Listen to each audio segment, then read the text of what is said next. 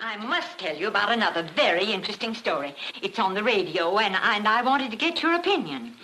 It seems there was a man married to his wife, and she killed him. No one knew the motive. Or maybe he didn't have enough privacy. Oh, no. You're not even warm. Well, when he was killed... So I recently discovered that actor Lloyd Nolan, one of my favorite actors of old crime cinema, had starred in a series of 7 films based on the character of private detective Michael Shayne. And I just reviewed the film Sleepers West, which was actually the second film of this series. So I decided I'd like to try to eventually watch all 7 of these films, and it makes sense to jump back to the first film of the series, which was called Michael Shayne, Private Detective, from 1940. And what can I say? I love crime cinema of the 1940s, and with Lloyd Nolan as the gumshoe protagonist, I mean, heck, what more could you ask for? I'll summarize the film, and then I'll offer some closing thoughts. Be a scotch and soda, Jimmy. How are you this evening, Mike? You've raised the question which will take quite some time to decide.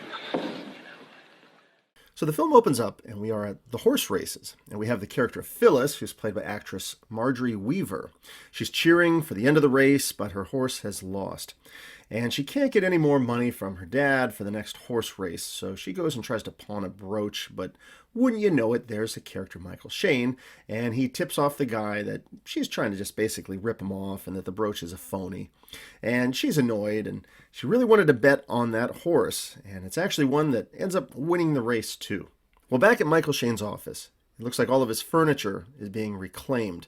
Apparently he's behind on his bills.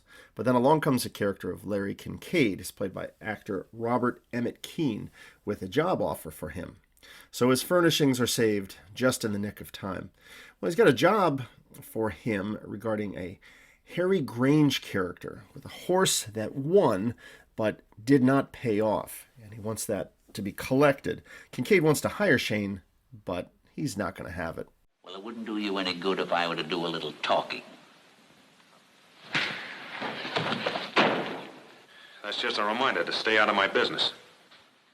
So the backstory here is that there's this wealthy criminal character, Elliot Thomas, played by actor Walter Abel, who owns a horse that was underperforming at the races. So he secretly switches it with a similar one from South America that had a better track record. And he hired Grange to spread around a large bet and then made a bunch of money in the winnings, but Grange wouldn't repay it. And that's why Thomas hired Kincaid to try to hire Shayne. You following all of that? And to make things worse, a lot of this happens off screen and just sort of gets revealed as the film unfolds. I'll say this, the story could be a little convoluted in this film, but I still enjoyed it just the same.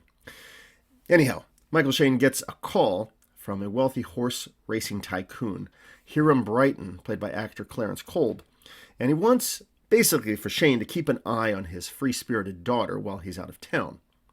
Because not only is she a reckless gambler, but we also find out that she is involved with this shady character, this Harry Grange guy. So Shayne agrees to this. This is 2 jobs that have come in. Now later at a wealthy party, Shayne sees Grange. He's there with Phyllis. And Michael Shayne's basically there to take her back home. So he talks to the casino owner, Gordon. He's played by actor Douglas Dumbrill. He's one of those actors, I've seen in a bunch of these old films. And anyhow, talks him into giving Phyllis back her money that she had lost gambling. So, he knows who Shayne is, and he's trying to run a decent place, so he agrees, although Phyllis is really annoyed to be, coddled like this and forced to leave for home. So Grange is with her when she's given the money, and he pushes back against Shayne's involvement, and he gets slugged. Let me go! Hey, what are you trying to get away with? That ought to be a lesson to you, Miss Brighton. Never play the other fellow's game. So they leave and they head back to the Brighton mansion. Now Shayne talks with Brighton Sr., who is, of course, very pleased with his work, that he brought the daughter back, and offers that he can stay there at the mansion. Phyllis, however, is not amused. So, Shayne goes so far as to actually lock her in her room that night. However, he is not able to shake Aunt Olivia, who's played by a very funny actress, this Elizabeth Patterson, who keeps rambling on about mystery books that she's trying to figure out. She sees that, he's a detective, so she's asking all her questions and talking about it. And it's actually a very funny character in this film. This sweet old lady who just goes on and on about solving crime novels and so on. But of course, I thought the murderer was a pet gorilla that belonged to the gardener. And who do you think killed him? I don't know. His sweet little innocent wife. Oh, yeah? How'd you find that out? I looked in the back of the book. So Shayne finds out that Phyllis has slipped away again, back to the club to gamble some more, so he goes off in pursuit. While he's there, he discovers this Grange character kind of in a drunken state. So he takes him and plans to leave him abandoned in a car with some ketchup spilled on his outfit to look like blood. I mean, it's a weird idea, but he's doing this to try to show Phyllis that this guy is basically bad news. So Shayne sets up the scene, puts a ketchup on him, goes back, and calls the police using a silly voice, and he speaks with Chief Painter, who's played by actor Donald McBride. Another one of those actors I've seen in a bunch of old crime films like The Killers. So Shayne does his crazy voice to report the crime and get the police to come investigate this Grange character. Well, Shayne takes Phyllis home and on the way knowingly passes the body of Grange and they stop, but he really is dead, and it looks like he took a blow to the head or something. And they find a gun, and he picks it up. It's one of those old eras before the crime forensics and fingerprints and all that stuff. So he sends Phyllis home and stays at the scene. And when the police arrive, Chief Painter thinks that Shayne is the one that's responsible for the killing. So he's brought down to the station, and he's questioned. Now, the chief wants him arrested. He just doesn't like the guy. But he doesn't have a ton of evidence to go on. And Shayne kind of keeps his cool, and he's got all these press guys there. So, he kind of has them on his side. And seeing that there isn't enough to hold him there, he's able to leave. Well, Shayne, you got me this time. But I've just started with you. Now that kind of talk will only get you in more trouble, Painter. Well, if you don't mind, I'm going to clear out of this gas chamber. How about the keys to my car? We're holding that for further investigation. Well, I can tell you now the trouble's in the carburetor. So once freed, he heads back to Kincaid's apartment to snoop around a little, and is able to get into the room, but he manages to tear his pants on the way in. The film throws in little silly things like that on the way. And anyhow, he's snooping around. He thinks the place is empty, but he manages to get clubbed on the head by an unseen assailant. Well, he heads back to the mansion, and Phyllis sees that he's got this head injury and goes to treat him. And there's a funny scene as he's kind of hopping around trying to stay covered up since, remember, his pants had been ripped. But anyhow, she helps take care of him and seems to be kind of softening up to him just a little bit. She's done with gambling, she says, but she insists on coming along with him back to the crime scene to help him try to solve this. So he heads back, and while they're at that crime scene, he questions a fisherman. It's actor Irving Bacon. Another one of those actors. He's been in a bunch of films I've reviewed. He's got that great, crazy, wide-eyed look to him, and he's a complete goofball here. But Shayne puts him to work as basically a guy who happened to be at the crime scene and find a gun there.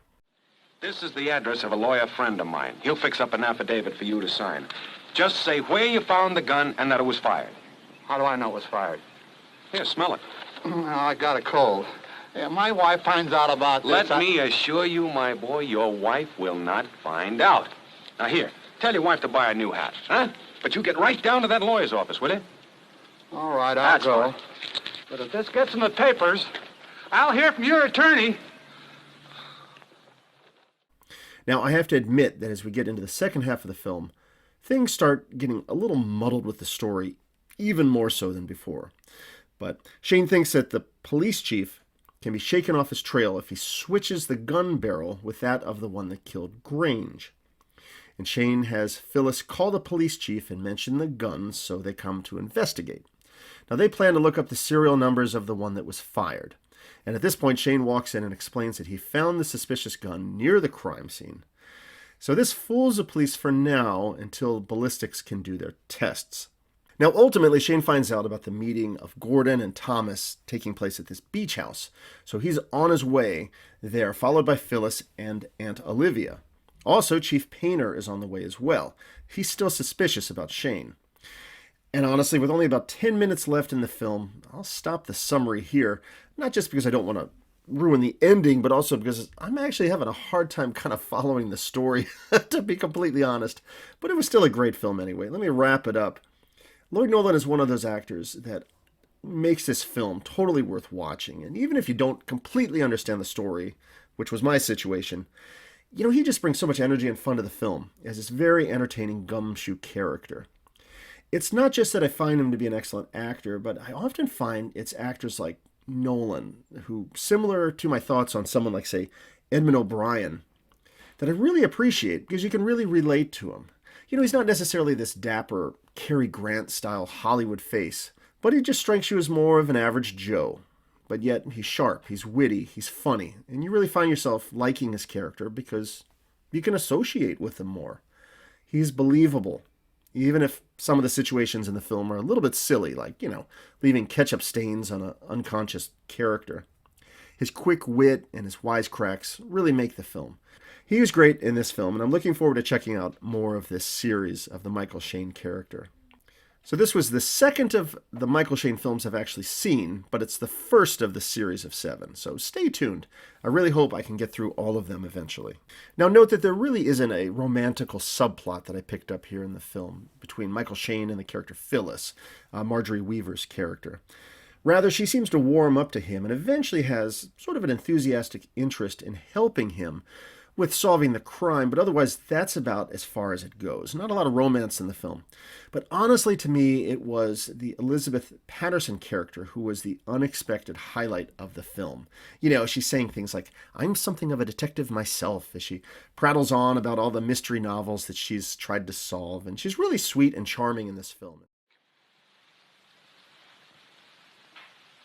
This one. Because it's been fired and it's jammed. That's very good, Auntie, because that is the gun that killed Harry Grange. Oh. And it also belongs to me. You? Mm-hmm.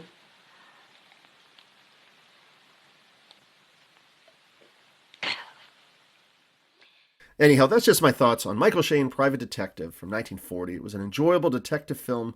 And again, Lloyd Nolan is really the highlight of the film. And again, the story maybe not the easiest to follow, but he's just so much fun to watch, and his interaction with the other characters, his wit and his humor are just really great here.